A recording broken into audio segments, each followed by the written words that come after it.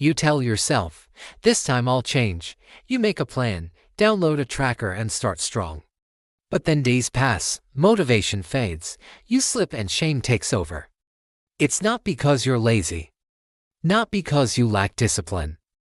It's deeper than that. Today we're talking about the real reason you can't stick to habits and how healing that part can transform everything. Let's dive in. You know the drill. Every January, every new moon, every Monday, we decide it's time for a fresh start. Maybe it's finally sticking to a workout routine, conquering that fear of public speaking, stopping the endless scroll. We buy the prettiest journal, download the trendiest tracker and start strong. But soon enough, life happens. Days go by. Motivation ebbs. Maybe we miss one day, then two, then a week. And before we know it, we're back to square one. Or are we? Now, here's the thing. If you relate to this pattern, it's not because you're flaky. It's not because you lack self-control. In fact, there's a much deeper, more fascinating reason rooted in our primal drive for safety and connection. Let's rewind a bit. Imagine our nervous system as a vast, intricate dance. A choreography of systems working in harmony to keep us alive. It's a complex ballet with many players, but today we're focusing on two key characters, the leader, the logical brain, and his right hand, the limbic brain, aka the feeler. These two are best friends. They work together to navigate the world. When it comes to habit change, the leader gets most of the spotlight. He sets the goals, plans the steps, tracks the progress. He's all about logic, reason, and future rewards. But here's the twist. For a habit to truly stick, he needs the feeler's seal of approval. The feeler has a different agenda. His main focus is safety. If something feels threatening, he throws up red flags, triggering fight, flight, or freeze responses. And guess what? Your habit might trigger the feeler, especially if it challenges your identity, touches on past hurts, or messes with deeply ingrained patterns. That's where things get interesting. See, the feeler is all about pattern recognition. He's wired to categorize experiences into safe or risky based on past associations. Let us say you grew up in a chaotic home where schedules were a luxury and rules were bendable. For the feeler, consistency, structure, and planning might feel like a threat, not a benefit. He might whisper doubts in your ear. Who do you think you are, trying to be so perfect? Look at what happened last time you tried to plan ahead. In that scenario, the feeler is trying to protect you. He's not being a party pooper. He's doing his job, keeping you safe from the pain of the past. Here's the catch. If you override the feeler's concerns without addressing the root cause, you're essentially telling him, you're wrong. Trust me. But that creates a rift between your brain regions. And when that happens, your internal guidance system breaks down. The logical brain starts micromanaging, sending constant reminders, but the feeler keeps throwing tantrums. Cue the resistance. For example, let's say you want to establish a morning routine. You tell yourself, I'm going to wake up at 7 a.m. every day, stretch for 10 minutes, and read for 30 minutes. On paper, it sounds great. But what if your limbic brain is screaming, but what if I have a nightmare and jolt awake at 4 a.m.? What if reading feels like a chore or I want to binge watch that new series? It's not that your logical brain is wrong and your feeler is being dramatic. It's that your feeler is doing his job, looking out for potential pitfalls.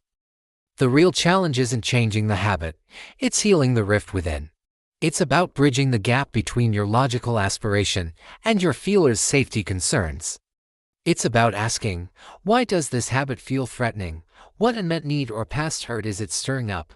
Imagine your limbic brain as a protective younger sibling. When something feels off, he raises the alarm. His intentions are pure, but sometimes his methods aren't the best. Think tantrums, guilt trips, and stubborn silences. Now imagine yourself as the older sibling, the logical brain. You know better.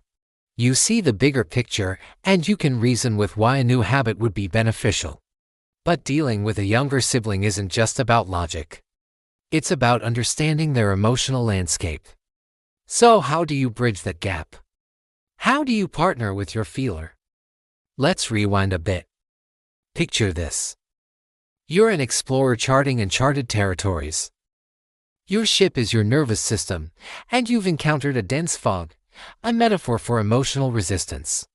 You could try to push through, forcing your way forward, but chances are you'll lose your bearings and maybe even crash.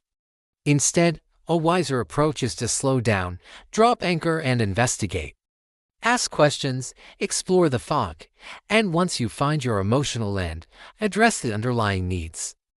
In our habit example, instead of berating your feeler for slowing you down, acknowledge his role. Say, "Hey, I see you're worried about waking up early. You think it'll mess up your sleep schedule. Tell me more." Listen to those worries. Are they valid? Do they hold any truth? Reflect on similar past experiences. Have you been jolted awake before and felt disoriented? Has reading ever felt like a burden? Acknowledge those feelings without judgment. Express gratitude for the feeler's care. Then explain your perspective. I understand why you feel that way, but I also believe that waking up early would give me more time for things I enjoy. Let's explore ways to make this transition smoother. That's where the magic happens. By acknowledging, understanding, and appreciating each other's perspectives, you're mending the divide. You're creating a shared vision. Now set small, achievable goals. Start with tiny habit changes that feel safe. Instead of jumping straight into the full routine, begin with just 5 minutes of stretching after waking up. Once that becomes a daily norm, gradually introduce more elements. Think of it as a dance, a continuous flow of give and take. You may encounter more resistance along the way. Maybe the feeler screams danger when you start journaling because it reminds him of past trauma around vulnerability. Or he might throw a tantrum when you try to eat healthier, associating meal times with family bonding. Each instance is a golden opportunity to connect, understand, and adjust. Remember, you're not battling flaws. You're fostering partnership. Over time, these small wins build trust and understanding. Your internal dance becomes more harmonious. One day you wake up and realize you're already in that new routine. You're journaling, stretching, and eating well almost instinctively. The habit is second nature now because it has aligned with both your logic and your deepest sense of safety and connection. It's not about willpower. It's about wholeness. Every system in your body, mind, and spirit craves safety, connection, and growth. Sometimes habit change challenges those needs. It's not that you failed. It's that the parts of you that needed to be considered weren't. If this resonates with you, you're part of a vast community. In the end, it's not about perfection. It's about progress, however messy, imperfect, and beautiful that journey may be. Thank you for watching and being part of our journey. If you found value in this content, please consider supporting us. Together, we can continue to spread awareness and understanding about the hidden aspects of habit formation. Remember, you're not alone. There's a whole community of explorers out there navigating the same waters. Until next time, keep dancing with your inner parts, embracing the rhythm of your unique journey.